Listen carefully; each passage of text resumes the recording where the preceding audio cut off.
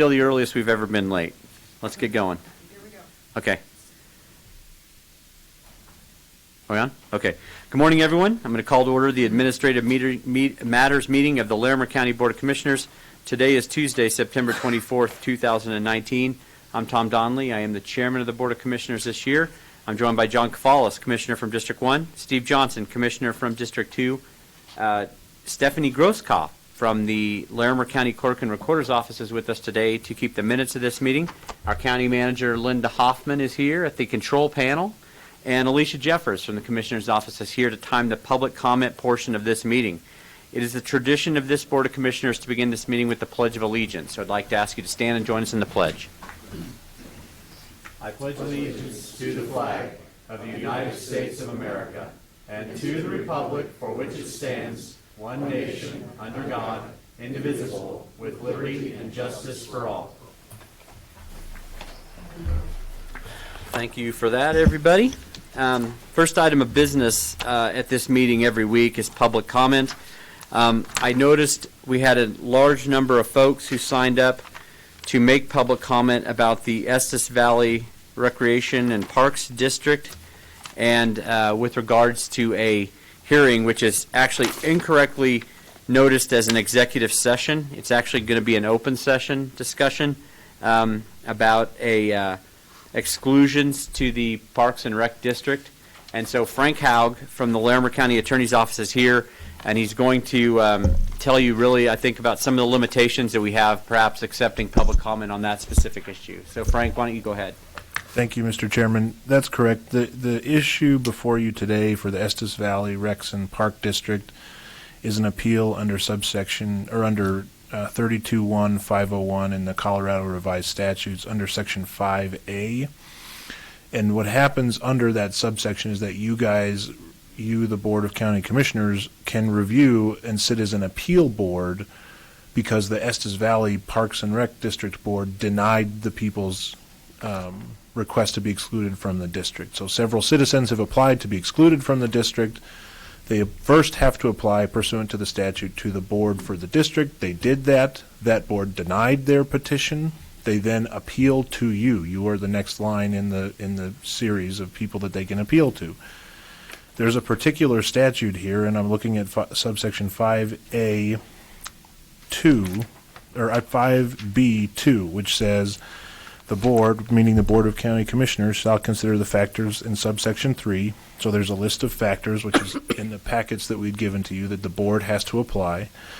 The second part of that says that the Board of Commissioners shall make their decision based on the record developed at the hearing before the Special District Board, meaning that this is not an opportunity to relitigate the matter and introduce new evidence. The decision has to be made only upon what information was present before the board of the directors for the Recs District. So there's no new evidence, there's no rehearing about it. All it is a review of the Board of the Rec District's decision. And so by taking public comment, you're going to end up muddying the record and probably causing more appeals, because then what's going to happen is it goes directly contradictory to what the statute says, which is that you are obligated to only consider what's in the record before the board on the district appeal.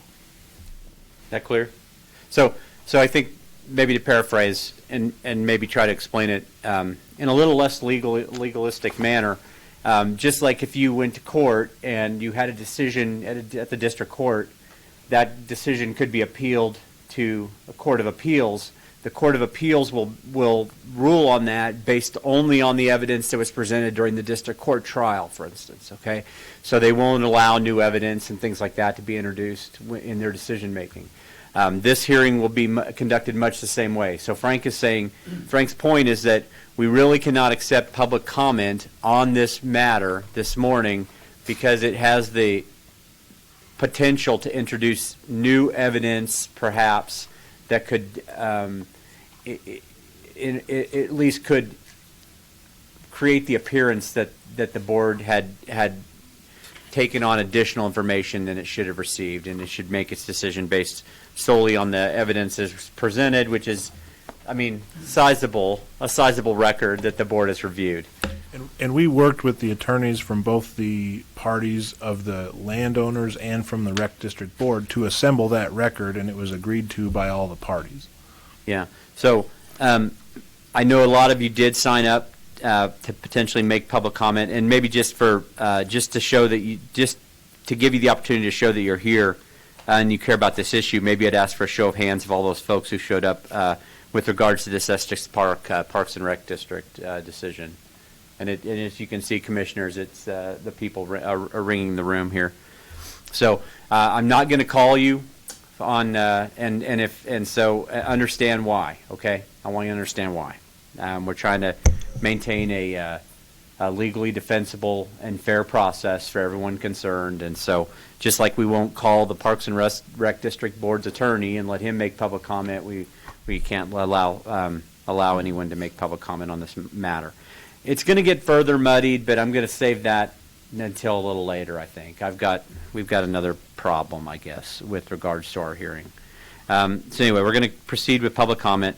The first person who signed up is Ed Behan. Did I say your name right? Ed, come on up. And you want to speak about Oil and Gas Task Force? Yes, sir. Welcome, sir. Thank you. Good to see you. Good morning, Commissioners. And I am Ed Behan. I'm resident of Fort Collins. I am looking at the Oil and Gas Task Force issue again. I had been looking forward to getting to the task force open house on September 12th, but unfortunately I was in the process of flying back from Alaska that day, arriving at DIA. Tough break, man. Interesting trip in Alaska. There's a certain irony of looking at a state of such great natural beauty that counts a lot on oil and gas revenues. But at many points along the journey, we saw acknowledgement of the effects of climate change on glaciers, the seasonal weather cycles, wildfires, fisheries. Not unlike Colorado, except perhaps the proportion of our income that comes from oil and gas may be considerably less. That brings me back to the task force. I did study the materials from the open house online, and I was struck by one particular poster that was presented as a PDF online, and charts indicating issues that were prioritized by the task force versus how the public viewed those priorities. And I'll slide this across. There's 3 copies for you all. Sir. And I highlighted what struck me. A couple of the top issues between the task force's priorities and the public's are in sync. But it was disturbing to me to see things such as air and water quality, natural resources, and fire and emergency response considerably further down on the task force list. This speaks to me of my perception that the task force is not particularly balanced and that the process of selection was not open and transparent to the public. Now, maybe we can't do anything about that at this point. I can hope that the task force is paying attention to the public input. Again, it's my understanding they're trying to get this process wrapped up by October. I have to question why there's such a hurry to draft the county regulations or guidelines before the state completes their own review of regulations. There's no argument that the rules are needed, but they must serve the needs and wishes of Larimer County citizens first regarding health, safety, and the environment. There isn't a rush. Oil and gas development's a very mixed bag. The benefits of easy energy can't be disputed, but even if the great bulk of operators are responsible, the consequences of a mishap can be catastrophic and also very costly. Tanker running aground in sensitive marine habitat, oil rig on fire in the Gulf and running loose for weeks, a supposedly capped well blowing up a house in our own region. We need to be very, very careful. Very good. Thank you. Good to see you, Ed. Thanks for coming in. So I'm not going to, as I mentioned, and if you think that I'm mistaken, tell me. I'm not going to call Josephine, David, Robert, or Jan because you all signed up to speak about Estes Valley Parks and Rec District. So I'm going to bypass you all. If I'm in error there about the subject of your comment, let me know. And I'm going to move on to Tom Haines. I'm sorry, Tom. Welcome. Hello. How are you? Pretty good. How are you today? Good, thanks. My name is Tom Haines. I live in Fort Collins, and I'm here to also speak on the Oil and Gas Task Force. And the thing that Ed had mentioned, which was that the priorities of air and water quality as well as fire seems to be higher priority for the public than it did for the task force. So I wanted to figure out, is there a way that we can reconcile those differences and push up the citizens' concerns compared to what the oil and gas task force has come up with?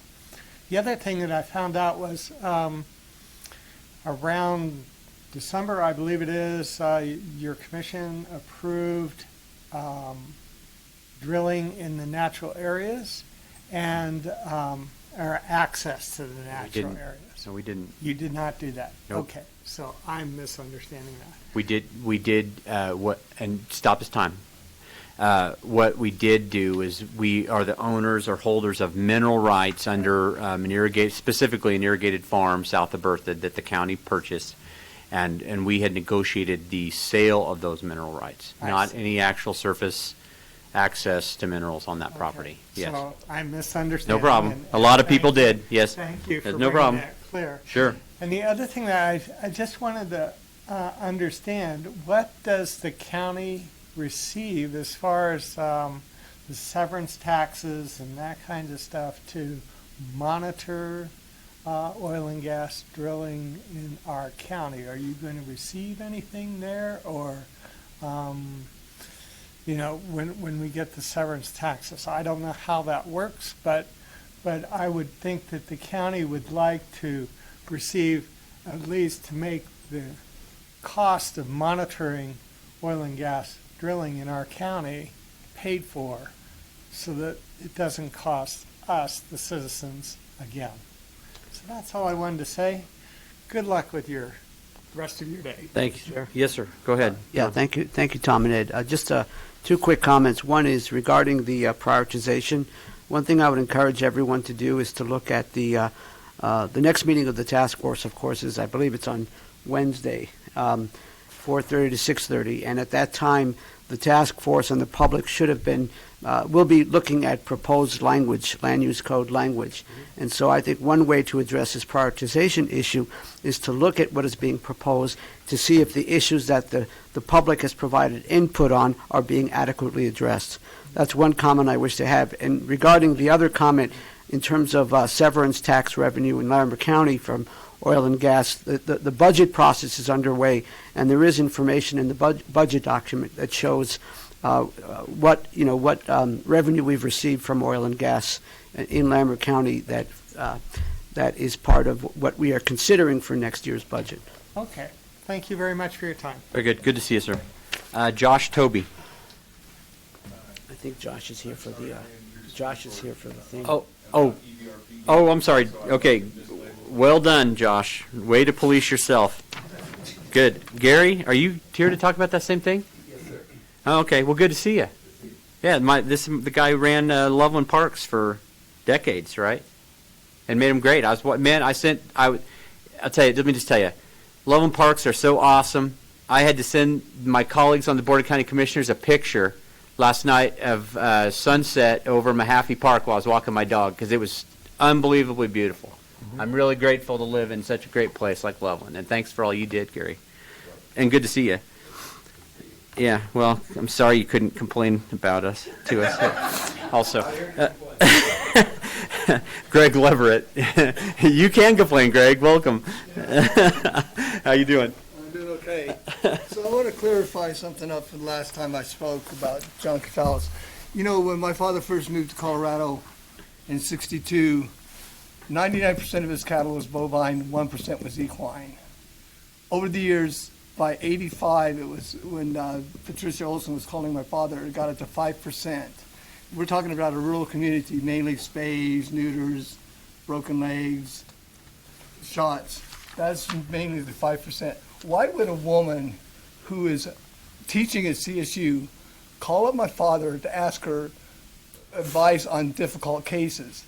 Yet you listen to this woman talking about stuff that's outside of the profession, but when I tell you about stuff that my father says about child protection, you ignore it.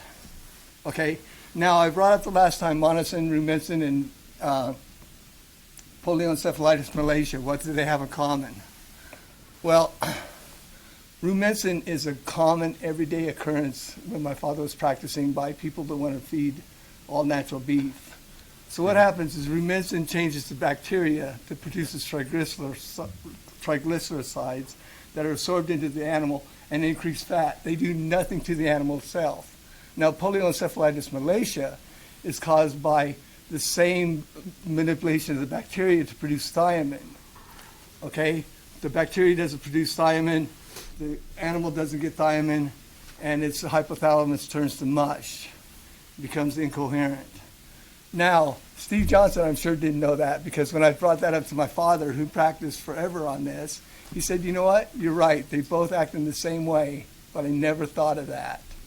Now, the thing of it is I've said in the past, Steve, can you come up with something that caused that? And it grows in the lawn out here in front of the commissioner's building. It was a fungi producing a spore. Could you go onto a 2-section pasture and be able to find out that and find out how to manage that where it never happened again? Because I worked at T-Cross Ranch for 4 years and never once saw that. And they had a severe problem with that.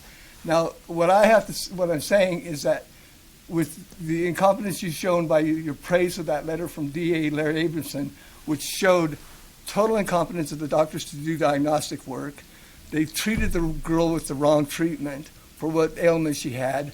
Then he says, oh, it was such a miracle she recovered so fast. No, the miracle was she survived the treatment. What you are doing with your incompetence is in promoting the Department of Human Services to sexually abuse and medically abuse children. And I think that makes you unfit for any public office. And your silence on this only shows your incompetence, because in the 40 years my father hired veterinarians, there was only one that could not do that diagnosis between heat stroke, septic shock, and provide the proper treatment to heat stroke. And that was a CSU, Colorado State University Vet School graduate. Thank And you. you to accept a recommendation for him with the state board, that's worthless. Eric Sutherland. Good morning, Eric. How are you?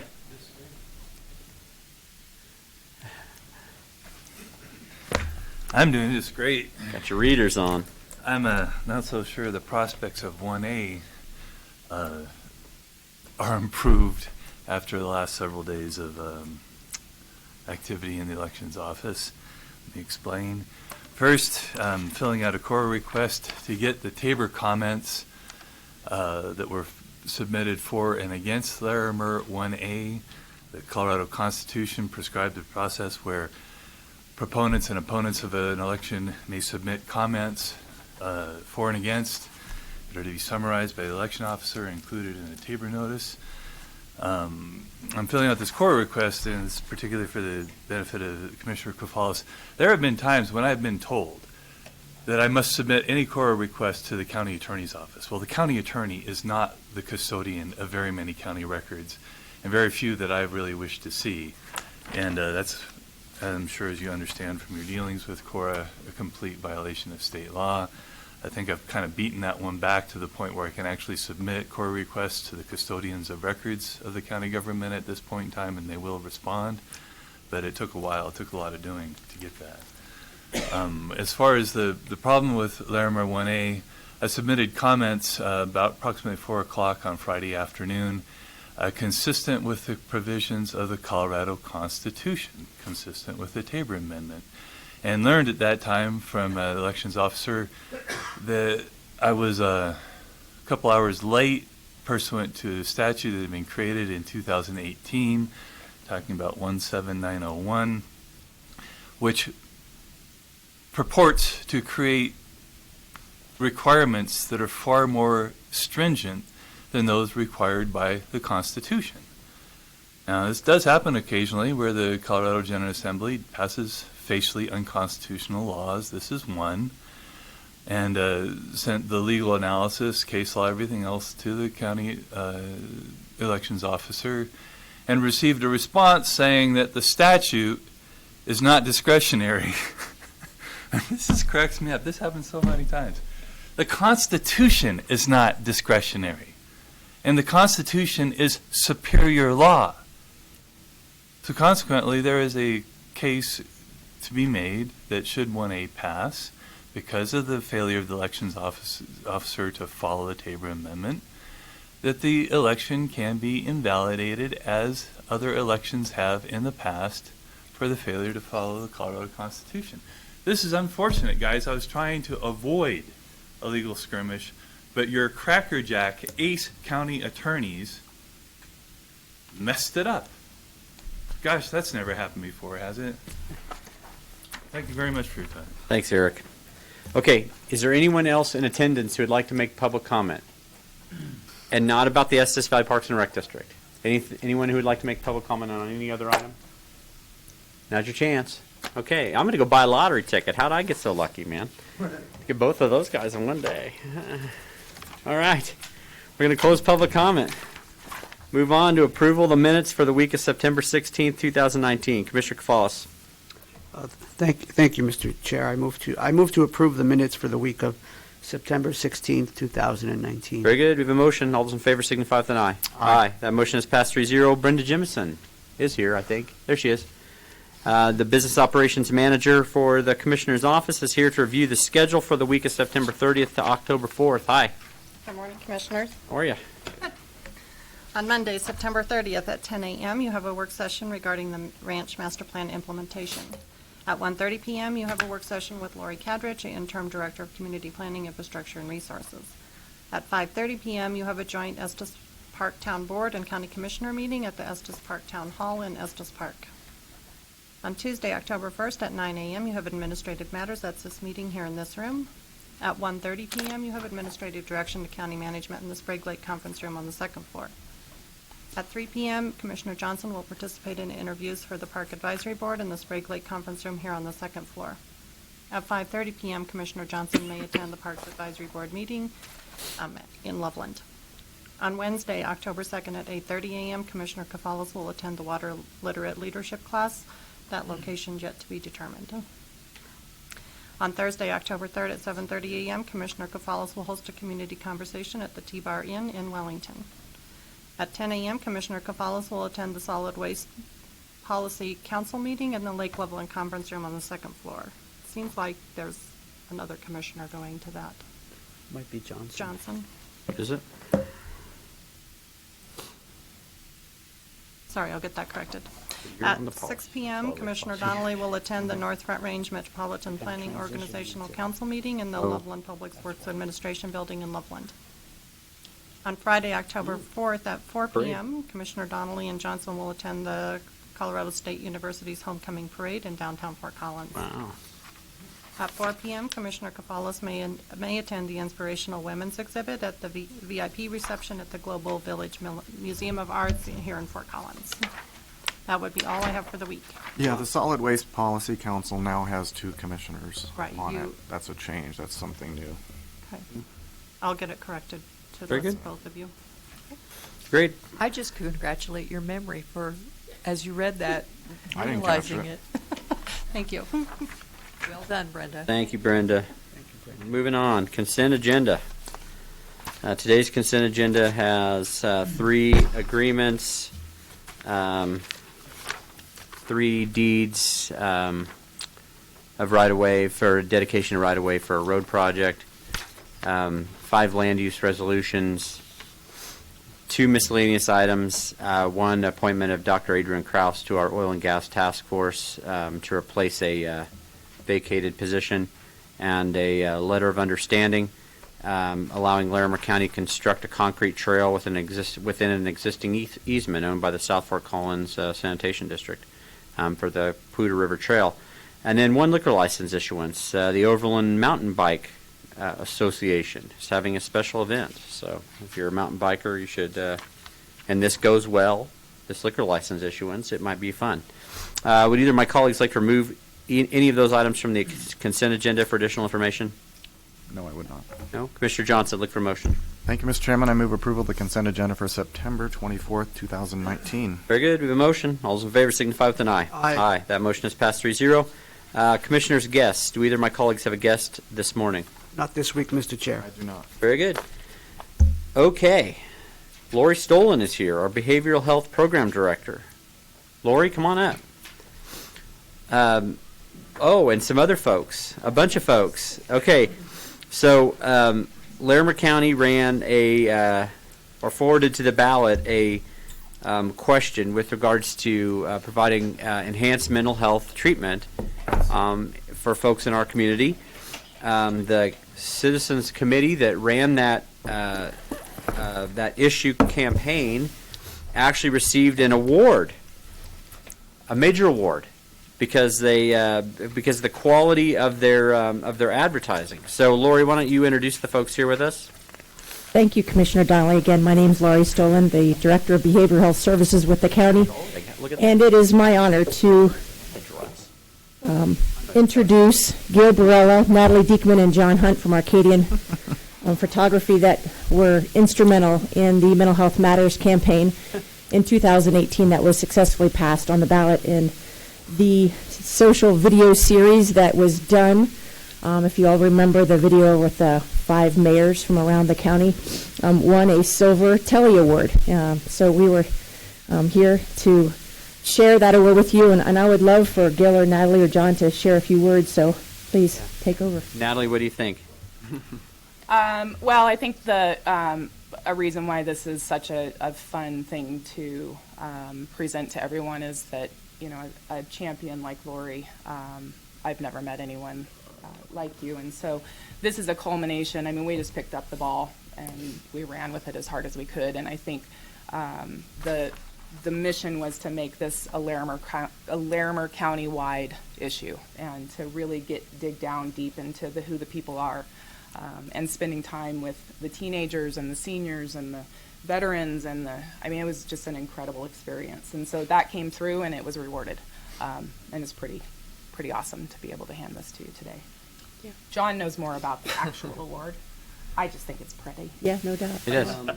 I just want to say thanks so much for everybody for caring so much about the issues, for me to be able to tell an easy story, you know. It really did affect everybody, and it seemed to be impactful enough that, first of all, it passed. Second of all, I thought that we did a good enough job to submit it to the tellies, which was, you know, somebody else had asked me to submit other work to the tellies, and I said, well, you know what, I did submit that work, and it didn't win anything.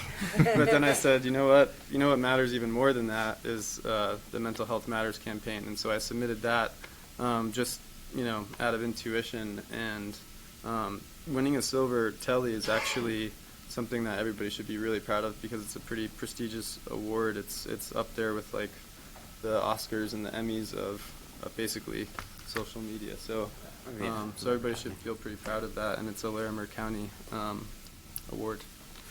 Yeah, so maybe I'll take a minute and just read this little blurb that you guys gave us. And the Telly Awards honor excellence in video and television across all, I think, formats. Founded in 1979 to honor commercials made for cable and local TV, the Telly Awards has evolved over the years to reflect an expanding television and video universe, adding new categories honoring social media, immersive video, branded content, and corporate video. But while the Telly Awards is still considered the largest award for video in the world, attracting more than 12,000 video entries last year from industry leaders. So 12,000, and you guys got one. That's pretty amazing. All right. Wow. Yeah. So you guys want to comment, make a comment? Yeah, well, congratulations to you guys. You're the ones that won the award, not us. It's presented. This is presented to the Larimer County citizens. Oh. And so, you know, it truly is a community effort that we plan to do good in our community with the sales tax revenues that the voters have committed to putting towards this issue. And so really what this proves is it takes a team and it takes a village to make a difference. And I think we had the right team, and we'll continue moving forward with a really good team to make those changes in our community. Okay, so everybody in the county could keep it one night for the next 10 And years. we have to Over buff the it. next 10 years, everyone gets You it. can only touch it with this. Oh, I see. Okay, all right. John, go ahead. Thank you, Mr. Chair. I also want to thank you folks, the team effort, for producing this video and getting this prestigious award. I wanted to follow up on, I think, a comment that Natalie made, that one of the big reasons why we were successful in 2018 regarding the Behavioral Health Initiative is that we understood that it's not about just building a particular building, but it's about making sure that we're addressing the needs throughout the county. And I think this video did an excellent job looking at all the people that are impacted by behavioral health issues intergenerationally. That's a hard word to say. You try to say that 3 times fast, Gil. Trying not But to talk. the video was really, the video was critical as far as getting that message out. We all know in this business messaging is important. It reached all different generations. Everyone is impacted by this issue, and we've already seen great progress in 2019, regarding the passage of this initiative as far as deploying resources. Not just getting ready for creating this inpatient care facility, detox center, but also deploying resources, which will be approving additional resources in a moment out into the community. This morning I was at the Alliance for Suicide Prevention of Larimer County, the 11th annual Lifesavers Breakfast, and I know that they're one of the recipients that is being recommended for some resources, and suicide prevention is one of the top issues that we're trying to address with the Behavioral Health Initiative. So thank you, folks. Very good. Would we be able to take a quick pause and get a picture taken with the Telly Award? But just carry it with the thing, with the towel. Carry with the towel. Okay. Gil didn't get to talk. Do you want to say anything? Well, Of course he does. of course he does. Just one thing, I don't think we could have, we did assemble a good team, and I don't think we could have pulled this off without the support of the county commissioners. Without you giving us the leeway and letting us do our business, we couldn't have made this work. And so I've done a lot of business with all of you over the years, and I will tell you that you have allowed me to be creative and us to be creative, and we'll continue to do that. And thank you for all of your hard work, and thank you to our team and Lori. Great. Okay. Board is going to take a 2-minute recess and go take a photo, and then we'll be right back in here. And Lori's going to talk about what John said, where you are distributing some funds from mental health services into the community.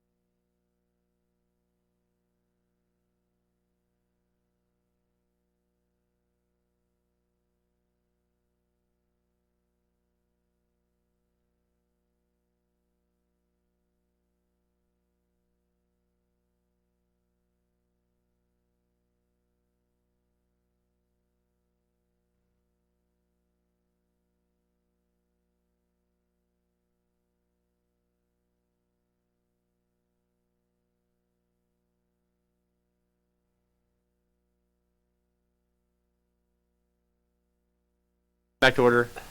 Where'd Lori go? She's still outside. Okay. Polishing the towel. So, one charge of our behavioral health program that we've spoken about here a little bit already this evening is to get resources out into the community. It's not, we understand that this Larimer County itself can't solve the issues on so many fronts, including suicide, drug and alcohol addiction, and a spectrum of mental health issues that people are experiencing. Nor should we. And there's a lot of great and dedicated service providers in the community that we would seek to work with, to assist in the discharge of their own missions. And so today we're going to consider 18 recommended community grant awards. I attended on behalf of Commissioner Johnson and the Board of County Commissioners the Behavioral Health Policy Council meeting, and this list of 18 different recipients was a result of the deliberation of that task force that they bring forward for consideration by the Board of County Commissioners. So, Lori, why don't you guys introduce yourselves again for those who might be listening? Sure, And somebody just mentioned to me again that mic apparently is bad. I think you can't hear that out of that mic, so don't use that mic again. Okay. We won't try not to. Okay. We've had 2 weeks in a row. Go ahead, Lori. Thank you, Commissioner. Lori Stolen, Behavioral Health Director for the county, and liaison to the Larimer County Behavioral Health Policy Council. I have with me today Rachel Olson, Department Specialist with Behavioral Health Services.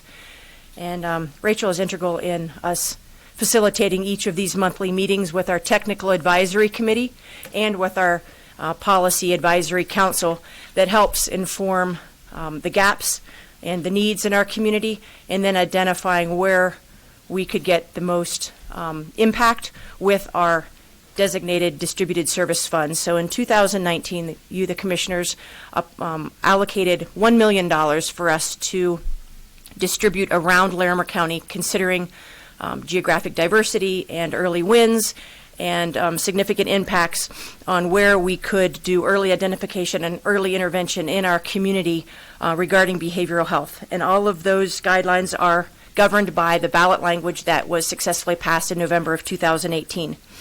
So if you remember in July 24th of 2019, we brought you the first round of grant recommendations, and they were our invitation round. And there were 11 grants at that time, and they totaled $845,000 worth of grants to our community. They were unanimously approved, and that left $155,000 out of the first year's $1 million allocation. And so we did an open community grant round in the month of August, and we received 53 applications, and we were excited about the attention that grant cycle got with a very small marketing effort. We didn't have a formalized grant program put in place, so this is a lot of learning for us going through this first round of grants. We created a matrix for scoring of those grants based off of input from our Technical Advisory Committee and Policy Advisory Council, and we came up with 18 recommendations. We brought those recommendations to the Policy Council. They voted on them, and they passed unanimously on Monday, as you said, Commissioner Donnelly. Mm-hmm. So with those recommendations from the Policy Council, we bring them to you for your approval and ratification, so we can then create the grant contracts that we bring to you today for approval for grant funding. These are in no particular order. $10,000 to the Boys and Girls Club to ESSA culturally relevant behavioral therapy groups, and each of these groups will run for 12 weeks, include 2 voluntary home visits by leading therapists. $10,000 to the Estes Valley Fire Protection District. We're excited to work with Chief Wolf in creating a peer support team for emergency responders and their families that they don't currently have in their fire district. $10,000 to the Mental Health and Substance Use Alliance to identify and propose solutions to gaps in behavioral health services through an in-depth visual system mapping of behavioral health services. They want to help define the flow and gaps and barriers to new facilities and services that are developed through the initiative. And then moving on, we've got $10,000 to Every Child Pediatrics, which is our only Poudre School District school-based integrated health and wellness center. They hope to increase their services to at least 100 unique individuals or students who will receive Tier 1, 2, and 3 direct care mental health and behavioral health services. and they hope to increase to up to at least 200 visits. That will include care coordination. Then we've got $10,000 to the Family Medicine Center to hire a master's level behavioral health specialist for 10 hours a week for 20 weeks to develop a patient education series on behavioral health strategies in pain management and an illicit drug screening program for their clinic. $10,000 to the Center for Family Outreach to increase their capacity for 57 additional Loveland students in need of juvenile justice system diversion programming. $10,000 to Child Safe, who will offset costs of individualized trauma-informed individual, group, and family therapy sessions in a child sexual abuse treatment program. $3,000 to NAMI to expand services to Loveland, Estes Park, and Berthoud, which they currently do not have their services, to train more volunteers. $10,000 to Crossroads Safe House to expand services that will focus on unmet needs, coordinate care, and assist with connection to strong therapeutic services for those experiencing trauma from abuse. As you can see, this list continues to go on about expanding services in our community, which really is bringing true to the promise that we provided to the voters, right, in the ballot language. Next is $1,700 to the Northern Colorado Health Network in coordination with the Family Medicine Center buprenorphine clinic, which is also known as medication-assisted treatment. It's an emerging best practice, evidence-based practice around our nation in getting treatment to those with substance use disorders. They want to expand access to MAT in Larimer County by purchasing point-of-care urine, drug, and abuse screen testing panels with the goal of addressing prohibitive lab fees as a barrier to participants seeking treatment. Next, we've got $7,000 for the Alliance for Suicide Prevention. I, too, was at their breakfast this morning, excited about the collaboration and the merger that the Alliance is doing with Imagine Zero Coalition and promoting their teen self-care fair. And it's expected to become an annual event, and approximately 400 youth ages 13 to 18 are engaged in that. Next, we've got $10,000 to REACH, also known as the Rural Estes Alliance for Community Health. They're looking at a four-pronged approach, providing education, working to create a single behavioral health gateway and pathway for providers, providing programming for local businesses to better understand the financial impact of employee mental health issues, and hosting community educational events. Next, we've got $10,000 to La Familia, also known as the Family Center, hiring a part-time clinician who is a native Spanish speaker to assist Latinx families in accessing clinical behavioral health services. We've got $10,000 to SAVA to provide expansion of services in the organization's new third location in Loveland, including comprehensive services for sexual assault victims, including a 24/7 hotline. $10,000 to Elder Haas, looking at our senior population there, enhancing the organization's social worker role to include proactive outreach to caregivers and to potential participant families. $10,000 to Live the Victory, Matthews House, for our youth, and empowering them, supporting Healthy Minds Youth Resiliency through Positive Futures Pathway Case Management Program, which is a holistic trauma-informed and multi-generational approach to supporting evidence-based practices designed to help youth. And then lastly, $3,300 to Estes Park High School and a coffee cart program that's intended to be a conversational forum for high school students to promote early identification and prevention of teenage suicide. How is that conversational forum facilitated? How does that work exactly? So it's facilitated through an organized group that is led by a certified mental health therapist.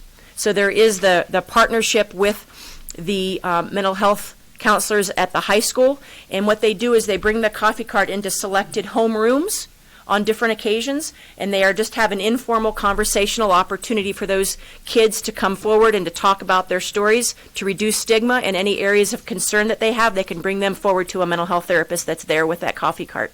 Okay, that's great. And I will let you know, because there was a question, they don't serve just coffee.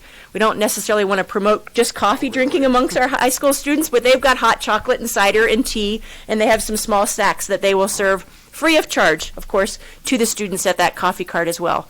Red Bull or something. I don't need that. Yeah, you don't need that. So that rounds out our 18 You do need requests. it. We need to visit that when it comes. Right, we should have a coffee cart like that here, right? No, we'll go up there and visit it. So there are 18 requests for you to approve today that would round out the $1 million of distributed service funds throughout Larimer County for 2019. Yeah, so I'm really sorry I couldn't be there. I went through the process that we did for the 845,000 grants. Just a wonderful process, but I was really happy that Commissioner Donnelly could share in that. I would like to have seen him there at the meeting. And You did a great job. we really have a fantastic policy council. I'm so impressed with the folks, our municipal elected officials that participate in that. They're all very active and engaged, and they add a lot. And we have 6 citizen members that serve on that are just absolute experts at the top of their field in the areas they represent. And it's so neat to see that group work together that I'm glad. I think all 3 of us have attended meetings, and we've had the chance to see that. And I really like the mix that you came up with. Some of the previous, the 845,000, some major impacts in all of the schools, some major impacts with substance abuse, and some very large impact programs. And yet we've also reserved money for 18 groups throughout the county that leverages the resources so effectively to bolster and prop up 18 groups that are just doing good work. It multiplies the efforts so many times. And the last thing I want to say is how much I appreciate the metrics and the measurements that you have in every one of these. Even the very smallest of grants have metrics, and it will be very helpful when we report the results to the citizens of what happened with this money, that we can talk exactly about the 57 students that participated, exactly what did the money buy. I mean, that is incredible transparency and accountability for how that sales tax money is spent in the community. And I'm really looking forward to that report. That's going to be really exciting to put that together. It's going to be hard to keep it under 100 pages, but right? You want it to be just a brief annual type report thing, but just outstanding work on the staff, the policy council, and the folks that are volunteering their time to serve on that. Very busy people, and very much appreciated and very effective. Thank you. Yeah, Commissioner, did you want to make any comments about this, or do you just want to make the motion? Just thank you, and I will make the motion. And maybe I just make a couple comments. Commissioner Johnson is right. I don't usually work on. I'm more of I have a reputation of being a more conservative guy, and I usually work on transportation and facilities kinds of stuff and things like that. And I leave more of the social services and things like that to my colleagues on the board. But I was really happy to participate in the policy council meeting on behalf of the Board of County Commissioners. And I will tell you this: I'm a father of 4. I talk to my kids, and I hear about the issues that kids go through every day now. And Colorado has one of the highest suicide rates. Don't cry. You can make me cry. And I don't cry. Colorado is one of the highest suicide rates in the country, and here in northern Colorado, we actually unfortunately lead the state of Colorado, frankly, and a terrible thing to be first in, right?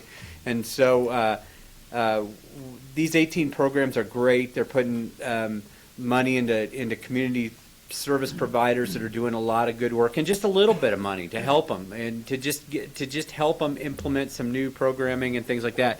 And maybe what we didn't say enough about is that this is kind of a second tranche of funding. We did award over $800,000, as has been said a couple times during this presentation earlier, a few months ago, and hundreds of thousands of dollars went to our local school districts at that time to help implement suicide prevention and substance abuse programming to help our kids get through some tough times now and whenever they need it. And we want to make sure that we don't lose any of our kids, any of that next generation, when we could have done something to stop it. And so this is great work. Folks have really stepped up and risen to the occasion. And frankly, I serve on a liaison, all of us do, to numerous entities, probably 20 or so different governing bodies that we each represent the Board of County Commissioners on. And it was so nice to see that policy group is very, very engaged. I wish every board was as engaged and cared as much about their charge as those folks do. It made me feel really good to to see the good work.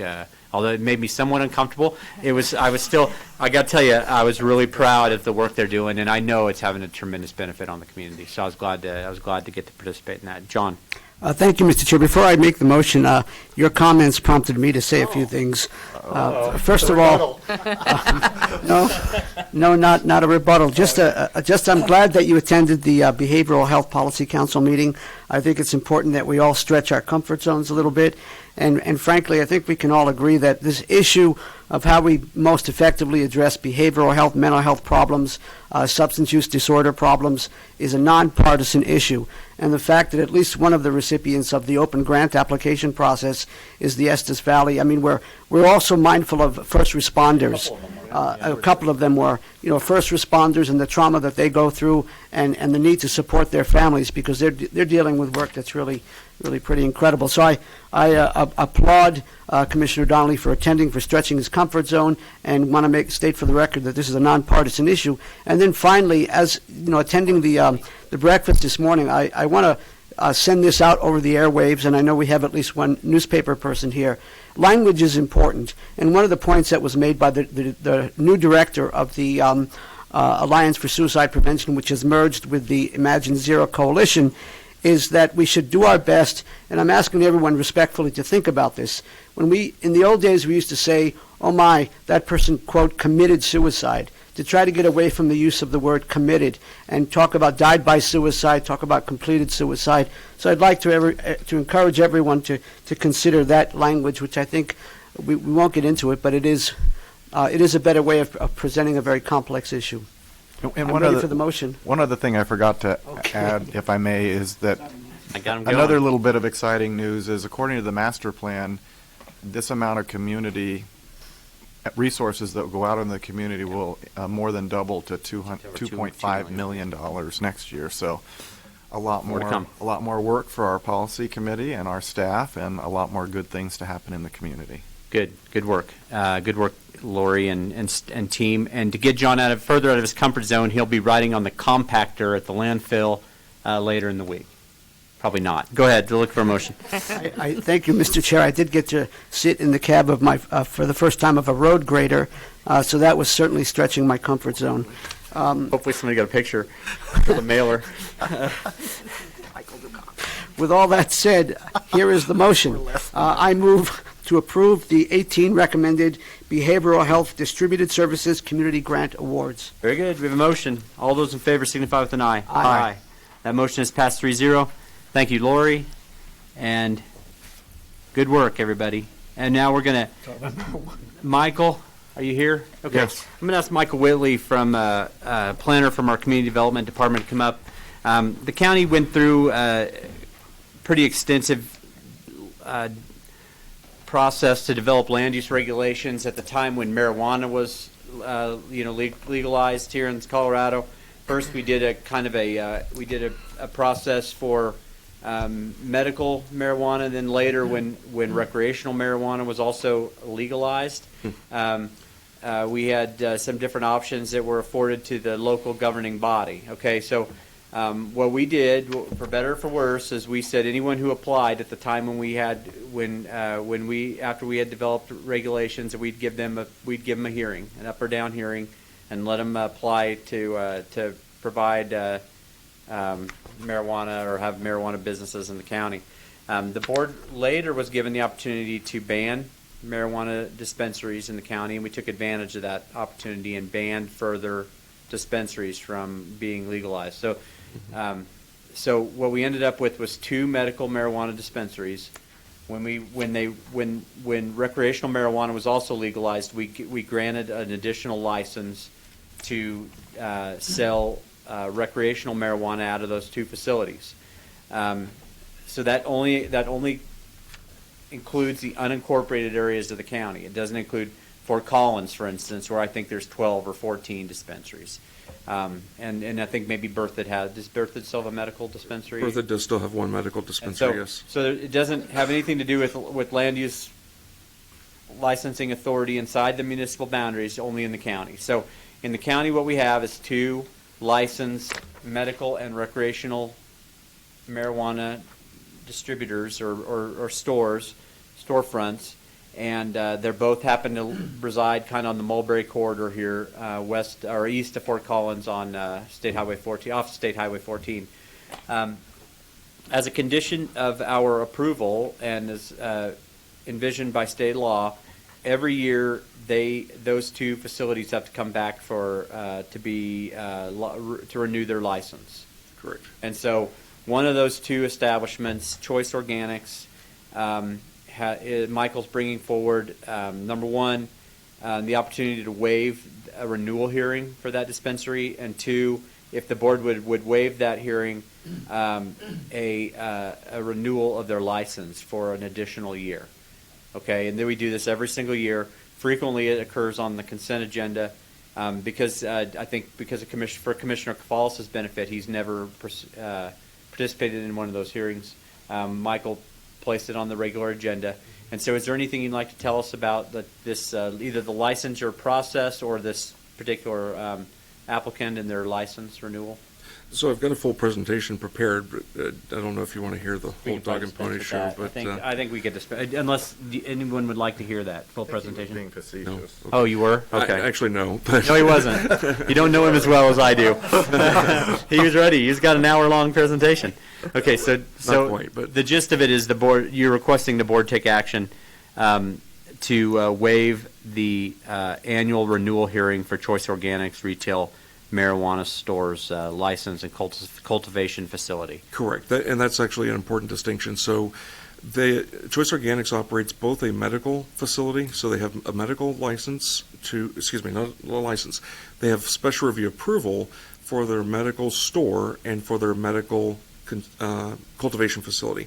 That special review approval is perpetual; it does not expire. That is because when they got approval, it was allowed through the special review process. When Larimer County had the opportunity, as you said, we banned additional medical marijuana facilities. However, in 2012, when the voters passed Amendment 64, which allowed for the sale and cultivation of retail or adult use marijuana, we said, okay, we are going to allow 2 licenses in each category, the 4 categories being store, retail cultivation, retail infused product manufacturing, and retail testing. So we have the ability to issue up to 2 licenses in each of those categories, and we gave Choice Organics and Flower Power Botanicals the first opportunity to apply for those licenses. Both of them did apply. They both obtained store and cultivation facility licenses. So this particular item, there are 2 items on the agenda. The first item is to waive the annual hearing. So within the resolution that adopted retail marijuana standards in unincorporated Larimer County, we require an annual hearing. However, the Board of County Commissioners has the ability to waive that hearing if there is no evidence that they have not operated out of compliance with state law. Sorry. They've definitely operated out of compliance with federal law. And there have been no complaints about the facilities. And so we have no evidence that they have operated outside of the state regulations with regards to cultivation or sale of retail marijuana, and we've received no complaints. So the first request is that we waive that hearing for the renewal. The second request is the actual approval of the licenses. Okay. Are there any questions for Michael at this time? No. Comments? Commissioner Johnson, why don't you make both motions? Yep, thank you, Mr. Chairman. I move to waive the annual renewal hearing requirement for the Choice Organics Incorporated retail marijuana establishment license. I further move to approve the Choice Organics Incorporated retail marijuana establishment licenses. Very good. Mr. Chair? Yes, Commissioner. I presume we're voting on each individual, they were combined, are we voting on each individual motion, or how? We can vote with one motion and take action on both items. Very good. Yeah. Very good. We have a motion. All those in favor signify with an aye. Aye. That motion is passed 3-0. Choice Organics license is renewed for an additional year. Thank you much. Congratulations to them. All right. County Manager update. I will practice the art of brevity. Yeah, I think that's wise. Good. Very good. That's the first time, I guess. Commissioner activity reports. Whoa. My report for last week would follow 2 themes, collaboration, lots of partnerships, and secondly, budget. Mm-hmm. I would call to your attention that in June, there was an item on the consent agenda that was a contract to buy and sell permanent trail easement between the county and the Graves. And because we have this sophisticated system of the of the green stickies for where we need signatures, it was inadvertently omitted a signature on the agreement, on the trail easement agreement that will be needed for the closing this week. So this has already been properly noticed. I'll just have to sign It's it. already been available on the consent agenda from June, but I will be asking the commissioners today for the chair to sign because it was just skipped in the basket A missed signature. previously. Yeah, we've already approved it. So in the name of transparency, it's off cycle, and we would ask that you would sign. And speaking of that, I think the GOCO board is actually meeting today. Charlie, do you know? I think the Great Outdoors Colorado board is meeting today. I am not certain. It's but this week. It is this week, and they are going to consider a $2 million award to Larimer County, Timnath, Windsor, and Fort Collins, I think, which actually will which will help us to actually complete the Poudre River Trail, which is like, I don't know what it is, a 50-mile. 44 miles. Okay, Charlie, 44-mile. It was political talk here. It's always getting bigger. 44-mile concrete trail all the way from the west side of Fort Collins to Greeley. And it's really a cool deal because rarely do you ever have an opportunity to work on something where so many jurisdictions, I mean, everybody from Greeley to Fort Collins and the counties and all the communities in between have worked on something, that many partners. The other thing that's really amazing is that it's been going on for decades. It took decades and decades to build that trail this whole distance. And so we're really proud to get to be we're kind of like driving the Golden Spike in a way on a really important and huge regional project. So we're very proud of that work that's going to happen. So thanks for mentioning that, Linda. Commissioner activity reports. Do either of my colleagues have anything they'd like to report? Commissioner Cavalis, go ahead.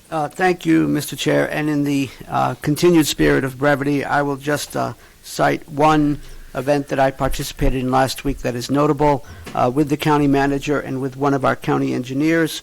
We attended the Wellington Town Board work session, and the topic of our discussion was in regards to the box elder dams and the work that needs to be done to address some of the issues there. So we did attend that meeting, and that is all I have to say, Mr. Chair. Very good. Commissioner, do you have anything you'd like to report? I also want to share something I've already shared with the board, but I want to thank our staff members who attended the Wellington Open House. Lori, Lou, and Eric. They did an excellent job of really giving out great information on those issues and really appreciated their support. I thought it was a very good meeting, actually. That was a fun town hall, right? Yes. Was it a good turnout? What kind of a turnout? It was great. Oh, that's right. You were had family event that day. I think there were probably 30 people there. Yeah, I would guess. It was a spirited discussion on a few issues. It was very helpful. I really enjoyed it. Yeah. Thanks, Steve, for mentioning that. And and so last week actually the board did a regional elected officials meeting in Estes Park and a town hall in Wellington. One of my colleagues was unable to attend each of those, but I attended both, and I had a great time getting out into the, vastness of Larimer County and all of our different communities. The only other thing I was going to mention is last week I had the opportunity to do a joint citizen meeting with Mayor Karspeck of Berthoud, and great guy and a great community. And they were right in the throes of their. They had a municipal election and a ballot measure. I think passed by 4 votes originally, and then the provisional ballots actually reversed it by 2 votes. So it's like, who knows if that thing's going to pass or not. So there was a lot of discussion about that. All right, so Frank Haug from the Assistant County Attorney from the Larimer County Attorney's Office is here. He is going to be presenting this item to the Board of County Commissioners, Joshua Toby et al. Versus the Estes Valley Recreation and Parks District. So, before we begin, I have to tell you, I guess I have to acknowledge something for the record. I have here a couple copies of this, and anyone obviously can have a copy who'd like it. A letter dated December 7th, 2016, sent by myself and signed by myself. The letter was sent to Kenneth Zarnowski, I think that's the correct way to pronounce that, the president of the Estes Valley Recreation and Park District Board. And the letter reads, Mr. Zarnowski, I have been contacted by a member of the Boulder County Board of Commissioners on behalf of some of their citizens who reside within the boundaries of the Estes Valley Recreation and Park District. These Boulder County District members feel that they primarily receive their recreational services from Lyons and Boulder County and would ask to be removed from the district and be relieved of the district's tax levy. I am relaying these concerns for informational purposes only, and of course understand that I have no ability to compel the District Board of Directors to take any type of action. Thank you for your consideration in this matter, signed by me in my official capacity as Larimer County Commissioner from District 3. The county attorney feels that this does represent a potential conflict of interest in my ability to impartially decide on this matter. And so he has recommended to me that I recuse myself from this hearing. That's your recommendation, Mr. Haug. That's correct. I think it raises a couple of issues. One is that it shows that you've already considered information outside of the record, which again is what you're not supposed to do in this case. And number two, it also is, similar in some level to if a Court of Appeals judge sends a letter to a trial court judge saying, hey, you're going to hear a case. I've already been contacted about it and I'm paying attention to it. It creates, and you're the person that it gets appealed to. So in the letter, you say something to the effect of, I realize I have no power in this situation, but the reality is you're the person that gets the appeal. Yeah. And as a result of that, I think it creates an issue. True or not, that's an opinion, and in the hopes of not muddying this record further, I will recuse myself from participation in this item. Joshua Toby et al. V. Estes Park Recreation and Parks District. So at this time, I'll excuse myself from the Commissioners' Conference Room, and I will ask Commissioner Kafalas as Chair Pro Tem to chair the remainder of this meeting. Thank you, Mr. Chair. So, Frank, would you kind of lay out the situation, provide us with the appropriate background, and how we want to move forward on this matter? I'd be happy to, Commissioner. So, as what's happened is you've been presented with this record on appeal. If whatever decision you make can then be appealed to the local district court. If the local district court were to hear that appeal, they wouldn't look at your decision. They would have to go back to the original the decision of the special district board.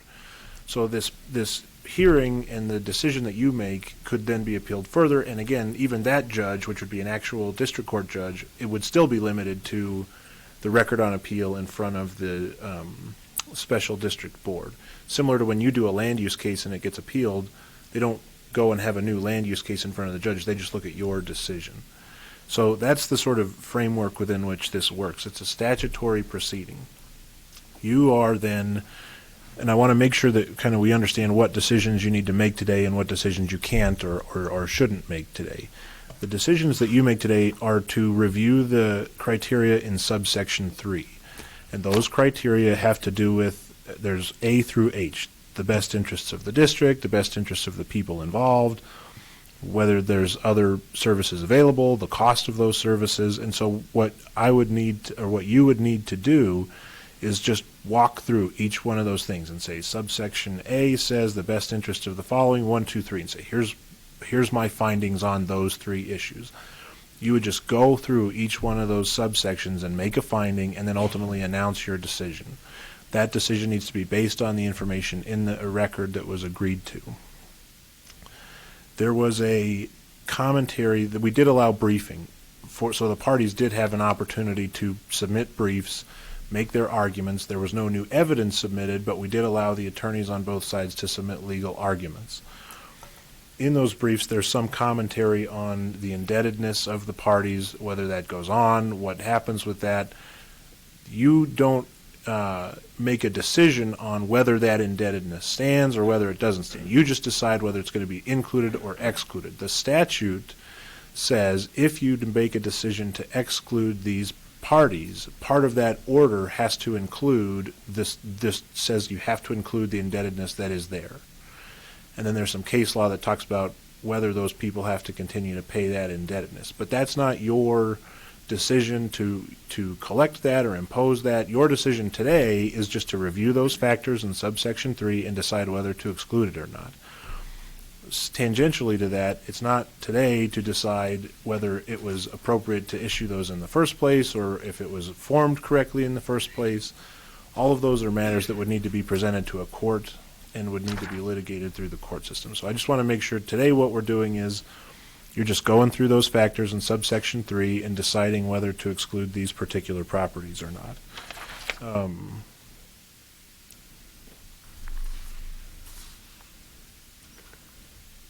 So that's kind of my summary of it. Again, it's really just going through those factors in subsection 3. Okay. Commissioner Johnson, do you have any additional questions of the county attorney? I do not. So, if I may, then the next step would be for each of us to deliberate and then go through the factors. And according to subsection 3 of Colorado Revised Statute Title 32, Article 1, Section 501, are we considering all of the factors? You're considering all of the factors. You have to make a finding on all of the factors, and then you take all of that in making a decision. So it's not a situation here that it just says you will consider all of the factors and weigh all of the factors. It's not a situation where I think you have to say if you don't find one, they must be excluded, or if you do find all of them, I think you have to make a decision. You have to think about all of them, make a finding on all of them, and then make a decision. Very good. And last question, Frank, and thank you. Will there be a need for some kind of formal motion, or how do we make that final decision? The motion would be to either grant the exclusion or deny the exclusion. The petition for exclusion, is that correct? Right. Is that And after this is done, we'll take the record. This is all being recorded, so we'll have that record available. I'll prepare an order that we'll bring back to you to sign, whichever way you make your decision. Thank you for clarifying those things, Frank, and for providing us with this rather thick binder regarding all the background information. I appreciate that. So with that said, in my current role, I believe I would turn it over to you, Commissioner Johnson, to begin the deliberation process, sir. Sure. As has been pointed out, the Colorado Revised Statutes in 32-1-501 lay out a number of criteria that are to be considered in consideration of an exclusion petition from a district. This statute covers all different types of districts, not just a park and recreation district. So because of that, some of these factors are more relevant to the particular case of a parks and recreation district than other factors. So, for example, the effect of denying the petition on employment or other economic conditions in the special district, some of those factors I don't find to be particularly relevant to the question at hand. I do find two of the factors to be relevant to the question at hand, and one is the relative cost and benefit to the property to be excluded from the provision of the special district services, and the other one is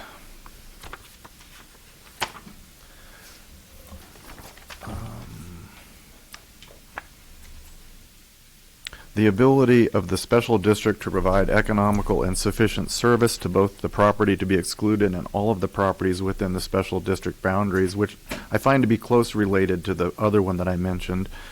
And one of these is the effect on the district of the exclusion of the property. I think both of the briefs, certainly the district's brief, mentions, and I agree that not all of these criteria have equal weight. Some are more important than others. So I would say on these two issues, the effect upon the district of excluding the property would, of course, be negative, to lose revenue from any properties that are currently in the district. However, the ability of the district to provide sufficient service to the property to be excluded and the benefit to the property to be excluded, I believe it outweighs that other criteria. The appellants point out that the property owners point out in their brief that it is an hour-and-a-half trip driving time to services that the district provides. That actually is a longer trip than my residence at the south end of Horsetooth Reservoir to access these services. And I don't think it's reasonable to expect a property, my property, or a property of an hour-and-a-half drive to use the services of a special district.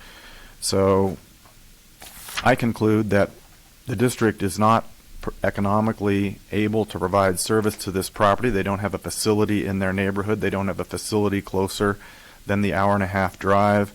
And the benefit to the property that is seeking to be excluded from these services is practically nil, in my opinion. Individuals in a district have to be reasonably able to access the services of that special district. I find that to be a necessary condition for inclusion of a property in a special district, that they are reasonably able to utilize the services of that special district. So my ruling would be to side with the petitioners that seek to be excluded from the special district. Thank you for your thoughtful deliberation, Commissioner Johnson.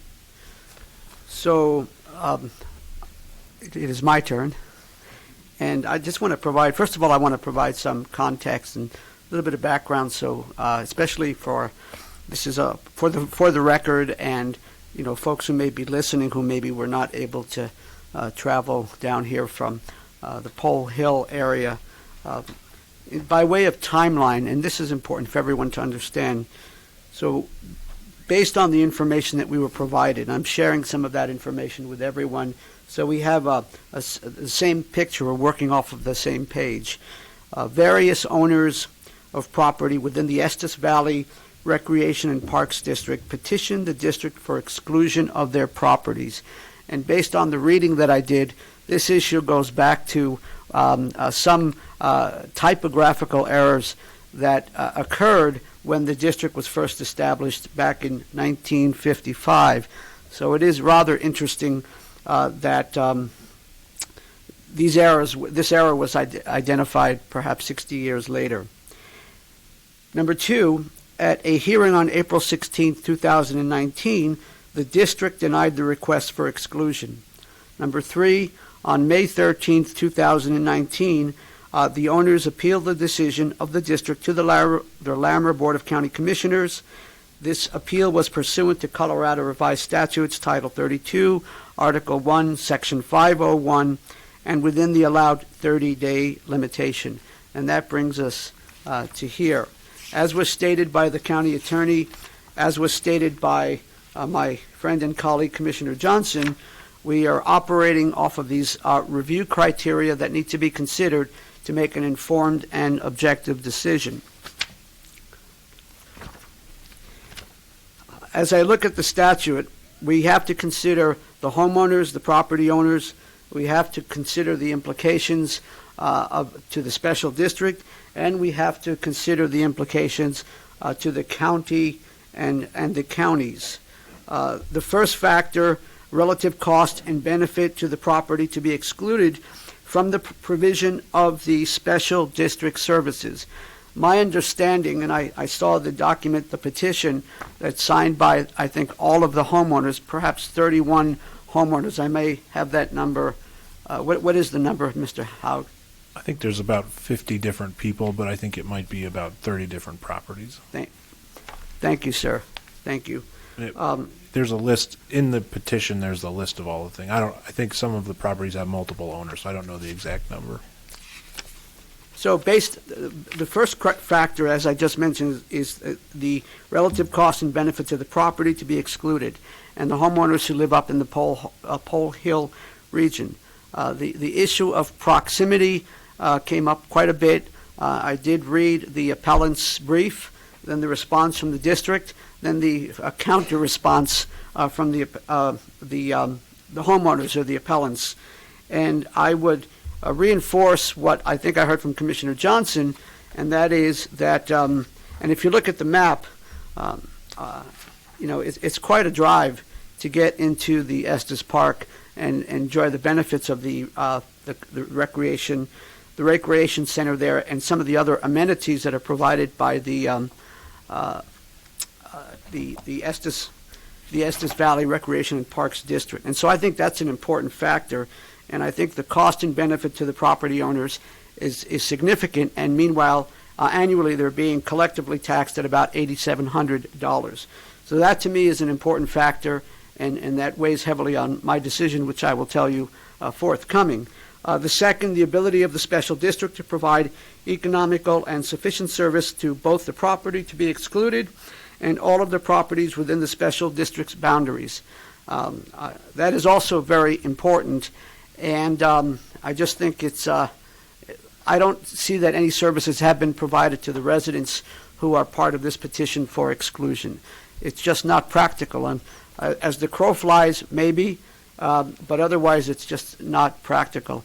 And I don't understand the full history, but it is interesting that when the district was established, I think back in 1955, the area that was covered was a rather significant area, and we also heard from Mr. Haug that there are folks who live in Boulder County that also wondering about this matter and have at least informally expressed a desire to be excluded. I think so. That's C, paragraph C of subsection 3. And whatever the good intentions are of the district, I just don't think it's feasible and practical to be able to provide services. D, whether the special district is able to provide services at a reasonable cost. We've looked at that with the cost that would be imposed by other entities in the surrounding area. I think that folks who live up in the Pole Hill region, part of how they achieve their recreation is that they maybe like to take walks in the forest, the woods up there. Let me go on to E, the effect. So that's also important. The services aren't being provided. The effect of denying the petition on employment and other economic conditions in the special district and surrounding areas. Considered that factor as well, but as has been stated, I don't think that's directly relevant to the issue at hand. The economic impact on the region and on the special district surrounding area and state as a whole, if the petition is denied or the resolution is finally adopted. Once again, if you look at the taxes that the additional mill levy that the property owners are paying and how that's distributed over the 31 households and how that impacts the budget of the district, I think it is relevant when there's discussion about de minimis and that it's a small impact on the overall budget. And in this case, it's not about this whole idea, in my view, of in this case we're talking about proximity, and it's a long ways off. It's not as if someone 10 minutes away might decide, well, I don't want to be included in this district. That to me is a whole different discussion. The last one, the additional cost to be levied on other property within the special district if the exclusion is granted. I think I've already spoken to that. There's an impact on the homeowners. We've seen what the aggregate property tax levy is and what that amounts to for per household annually. And we've seen what the impacts would be on the special district. And in the end, my conclusion is that because it's the people where they live is far away, because they're paying a mill levy that originally they were not aware of when they bought their properties up there in the woods, and other factors. My conclusion is that it weighs on supporting the petition for exclusion of these properties from the Estes Valley. The factors and my consideration of the factors weigh in favor of granting or supporting the petition for exclusion by the homeowners, by the property owners from the Estes Valley Recreation and Park District. That was a bit long-winded. I apologize. I just wanted to make one point I wanted to make is that all of us looked at this stuff carefully. It was to the credit of the county attorney that they assembled all this information and the relevant Colorado revised statute, and we we went through the various criteria, and this is the conclusion that the two of us have come up with. Ready for a motion? You. Oh, Mr. Johnson, Commissioner Johnson, I would welcome a motion from you, sir. All righty. Thank you, Mr. Chairman. I move the Board of County Commissioners grant the petition for exclusion that's before us from the Estes Valley Parks, Recreation and Parks District. Thank you, Commissioner Johnson. I don't have any additional comments. All in favor? Aye. Aye. Is that it? Yes, and like I said, I'll prepare an order. That order will include the language in the statute about the current indebtedness, and I'll present that to you to sign probably next week. Okay. Thank you. And thanks to all the folks who drove down from the Hill to be present. And thanks to everyone all the people involved in this issue being present here today. Travel safely. Oh, let's see now. I don't, Madam County Manager, do we have any further business this morning? No, we do not. Therefore, in my role as Chair Pro Tem, getting used to that a little bit, I move to adjourn. Thank you.